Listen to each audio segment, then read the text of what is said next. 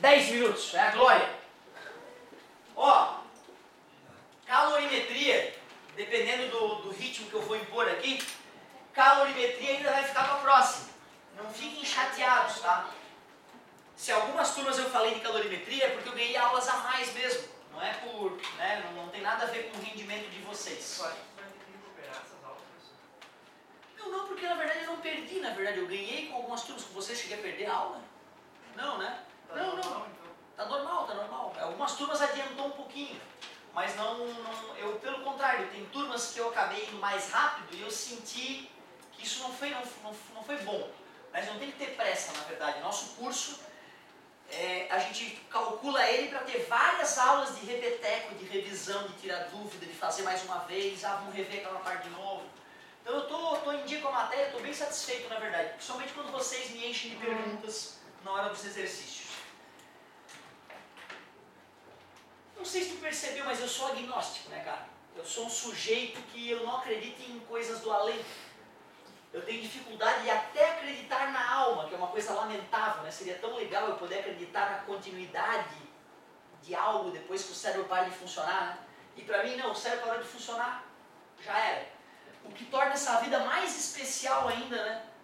Do que se não houvesse, se tivesse outros momentos. Mas tu sabe que eu sempre tive a dúvida, apesar de ser agnóstico, a dúvida sempre vai existir, né? Será que tem algo por trás? Será que temos um Criador onipotente, onipresente, pecador, e nos apontando o dedo, né? Tu sabe que quando me falaram da dilatação anual d'água, eu quase acreditei, cara, que existia um Deus. Porque a maneira como me contaram me fez também refletir mais sobre isso. Olha que viagem, cara. Dilatação anômala da água. Não é a única substância que dilata anomalamente, tá? Anômala é anormal, né? Desde o começo da aula de termometria, aliás, desde a primeira aula de eletrostática, quando eu imitei um átomo aqui pra ti, né? Eu já te mostrei desde aquele momento que quando esquenta, a eletrosfera aumenta de volume e as coisas dilatam. E a água é assim também. A molécula de água a 0 grau, ela vibra menos do que a molécula de água a 4 graus. O problema é que as moléculas de água estão agarradas umas às outras por pontes de hidrogênio.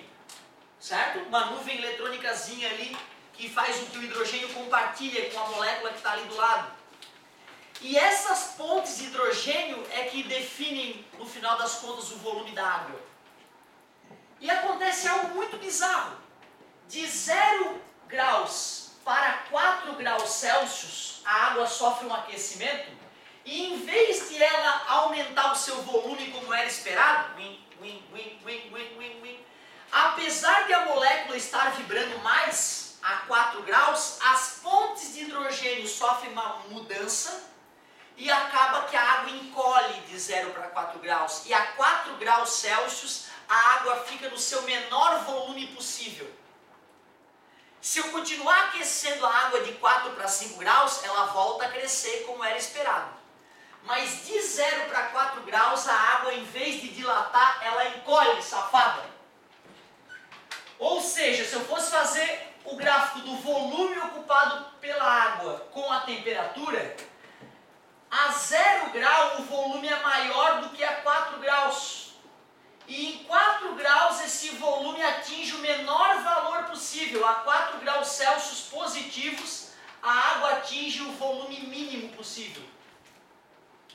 Se eu fosse representar a densidade da água com a temperatura, nós perceberíamos que a água atinge sua densidade máxima a 4 graus. Claro, né?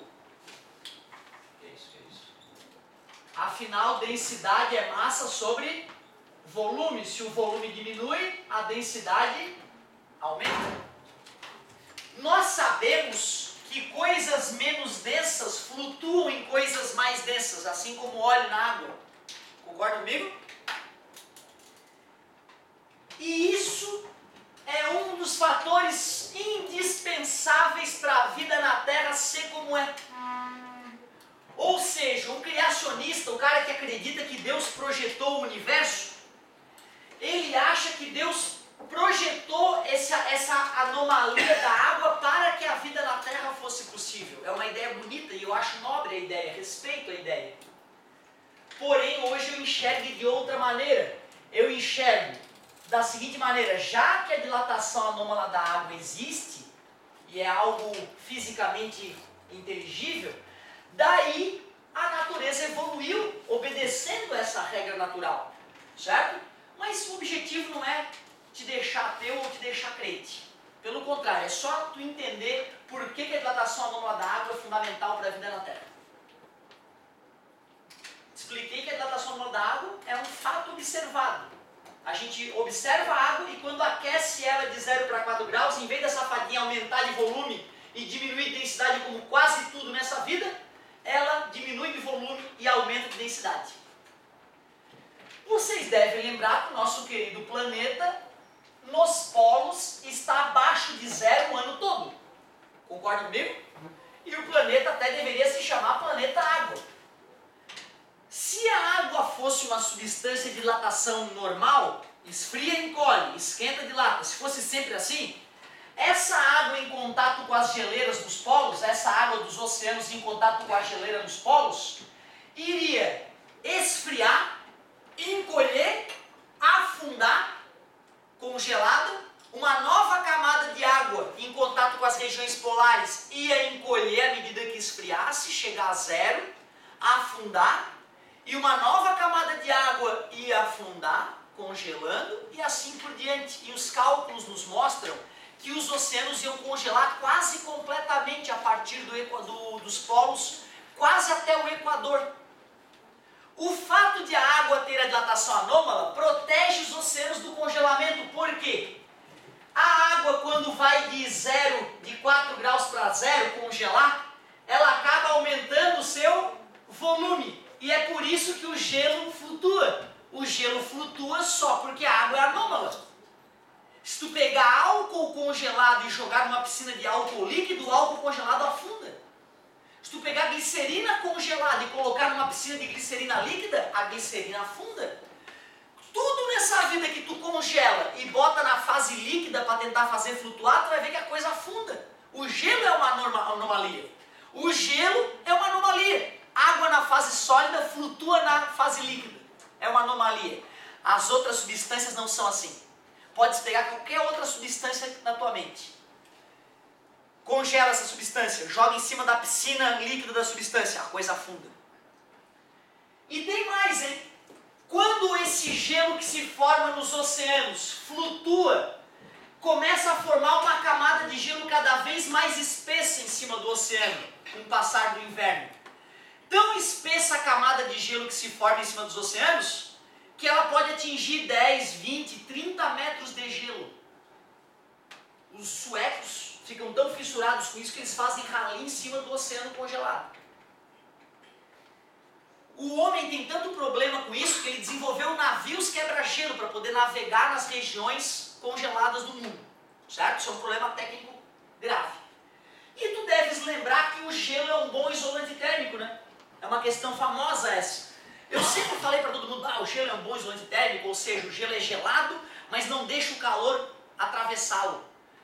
Mas eu vou te confessar, quando recentemente eu vi um vídeo de um esquimó pegando um serrote, cortando tijolos de gelo, fazendo o empilhamento adequado para criar o famoso iglu, certo?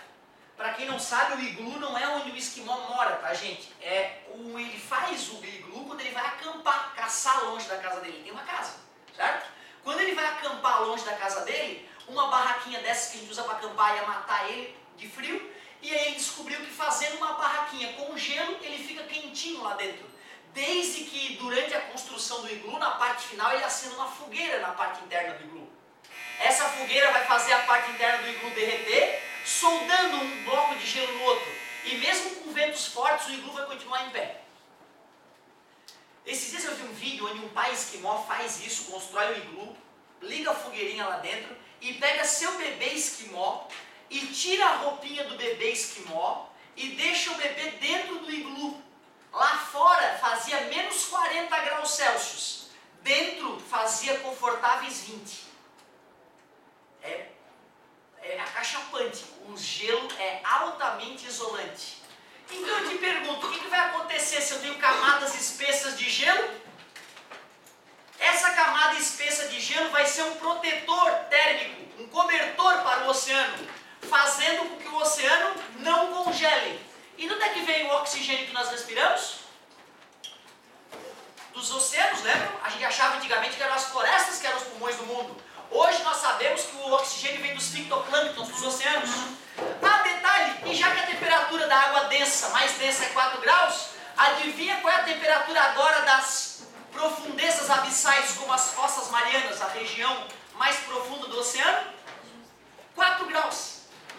Em qualquer parte do oceano agora, o fundo está aqui temperatura? 4. Nunca congelará. E a vida pode continuar, porque nós sabemos que a vida é intimamente ligada ao oceano. A água é dilatada novamente, o gelo flutua. O gelo é um bom isolante térmico, protege os oceanos do congelamento e a vida veio da água, né? A gente sabe disso, evoluiu também a partir da água em vários momentos e o oxigênio vem da água também. Está provado, nós só estamos vivos graças à dilatação anômala da água. Obrigado, galerinha. Estou indo nas carteiras tirar dúvidazinha. Vamos que vamos! Ai, que fome!